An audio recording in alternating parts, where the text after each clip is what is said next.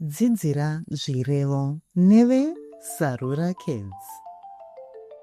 Mu, ko, ma, na, a, no, ya, mbu, ka, mu, gwa, gwa. Mukomana anoyambuka mugwagwa. Tanya ano tu ra ma fe mo.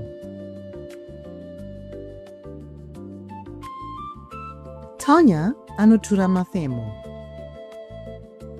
A no zi ma ara mu. Anodzima aramu. La nu la ri ku se ka mim. Vanhu vari kuseka mim.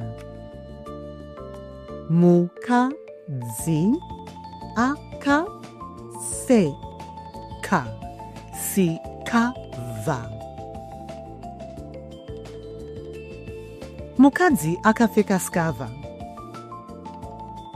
Murume akapfeka magirazi ezula. Murume akapfeka magirazi ezula. Ari kuvura bodo ro re mvura.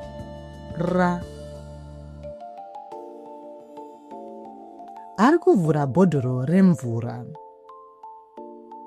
Janet anovhura pasuru.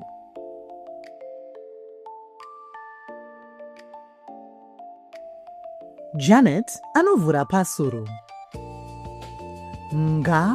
Ngatigeze muriwo.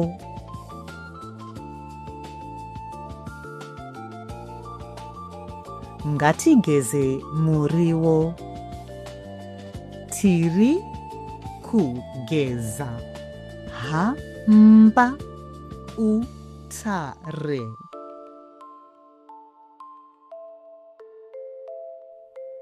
Tiri kugeza hamba utare. That's all for today, but why not keep practicing all our previous videos? There's plenty more for you to speak Shona right along with us. And if you like this video, why not drop us a like, share, and subscribe to our channel today? We'd love to learn with you.